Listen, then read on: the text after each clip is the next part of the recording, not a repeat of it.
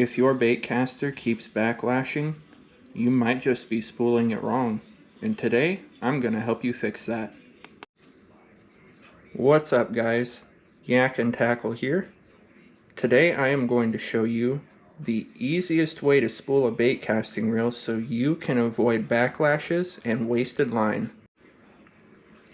Here are the 4 different things you're going to need to spool a bait casting reel. You're going to need your reel, obviously. You're going to need your line of choice. You're going to need a good pair of line cutters or a sharp knife, either works, and an optional Sharpie or pencil or pen to stick through the line spool if you have a way to set it up. But I'm going to show you how I do it that doesn't require a Sharpie and does not require another person to help you. It's pretty easy. So the first thing we're going to want to do is we're going to want to attach our reel and our rod.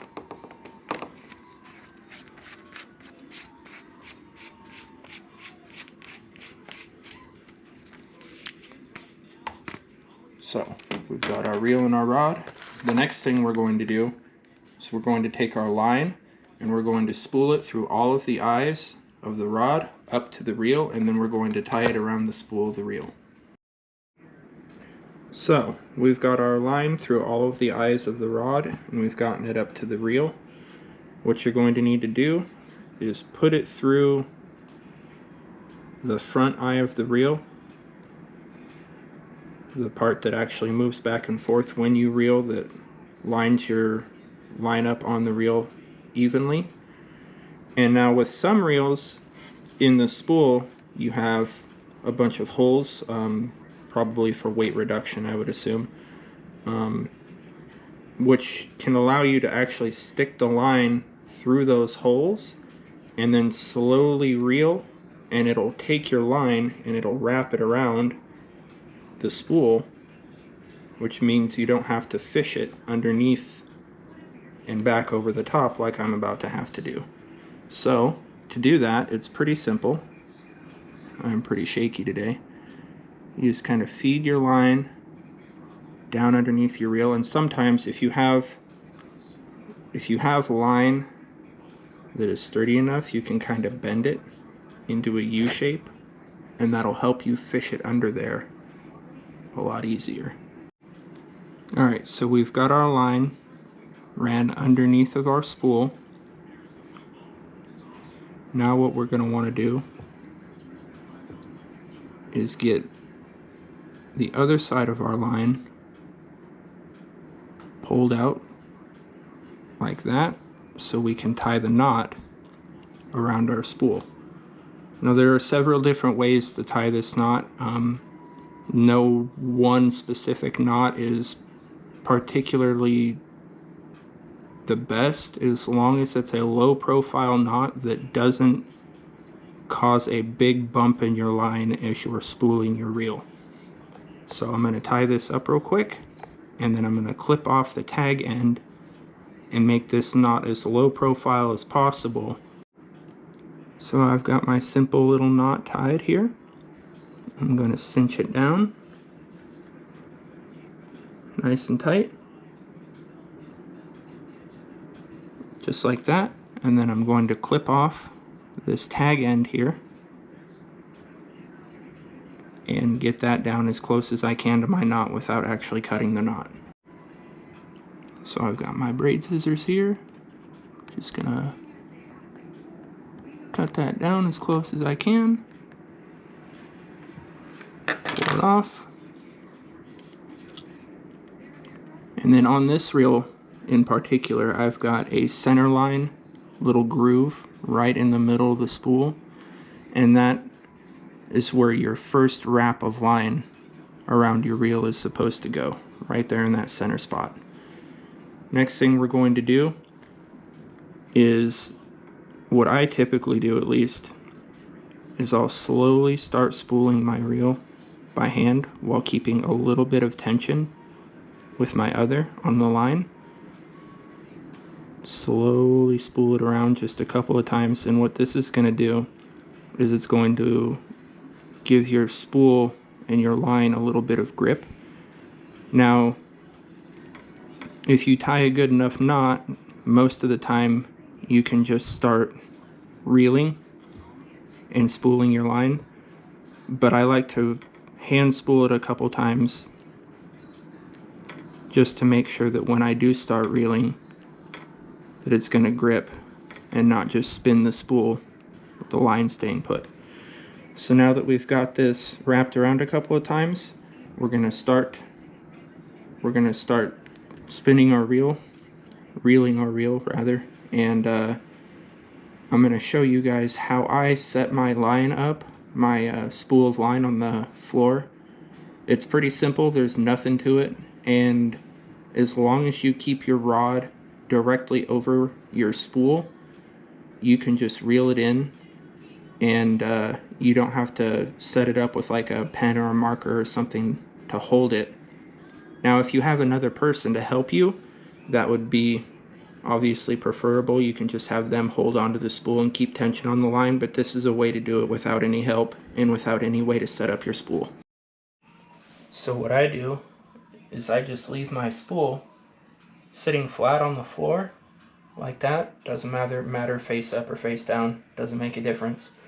And then when I'm actually spooling, I try to keep the tip of my rod directly over this so it's not trying to pull it in any direction. And as long as you do that, you can just keep it above the spool and just reel, and the line will just come straight off in like a big spiral, and you don't have to worry about propping it up with a marker or a pen or anything and reeling for a couple seconds and having your setup fall over or anything like that. So we're back up here with my reel in my hand, and I'm going to try to get as close up as I can. I don't know how well this GoPro is going to focus, but the main thing that you're going to want to pay attention to and make sure of for these first few wraps around your spool at the beginning is that you don't have any overlapping and that your line is getting all the way to the edge on both sides of your spool. The reason why you need your line all the way to the edge on both sides of the spool is because sometimes if it doesn't make it all the way to the edge, you can get a gap between the edge of your spool and your line. And what can happen is sometimes if you make a cast, your main thread of line here can actually get caught in that gap between the edge of your spool and where your line is actually sitting on the spool, and that can actually cause shock snapping of your lure. So I've literally had this happen where my line got caught on the edge between the edge of my spool and where my line was sitting, and I made a cast, and when it hit that place where it was caught, my spool stopped, and the inertia of my lure, I was throwing a pretty heavy lure, I can't remember what it was, but the inertia of my lure kept my line wanting to go forward, but this line was caught. So it stopped and it shock snapped my lure off the end of my rod and into the water. It can also cause backlashing. That's another thing. You want to make sure that you don't have any overlapping and you want your line all the way to the edges, because that can also cause backlashing during casts as well. You also want to make sure that when you're reeling, you keep good proper tension with one hand on your line, because having loose line in your spool when you make a cast can also cause a backlash as well. So what we're going to do now is we're just going to put tension on the line with one hand, and we're going to slowly reel, and we're going to pay attention to our line. See, I've already got an overlap there. I don't want that. So we'll fix that real quick. There we go. No overlaps, and we'll slowly start reeling.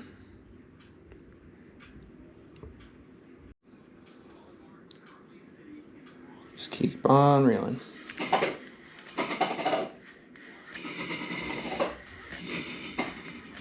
You can hear my line spool kind of dancing around on the ground. And you see here, Our line is going all the way to the edges, really nice. It's filling up that spool. We're keeping tension on our line with our other hand here, making sure that there's no loose spots in our reel. And we're going to keep on doing that all the way until you've either filled up your spool on your reel or you've ran out of line, whichever happens first.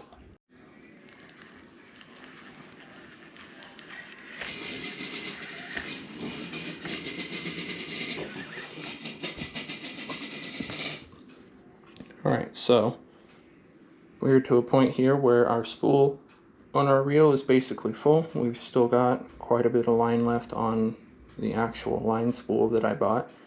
So I'm going to call this here, because what you want to make sure is that your line doesn't exceed the top.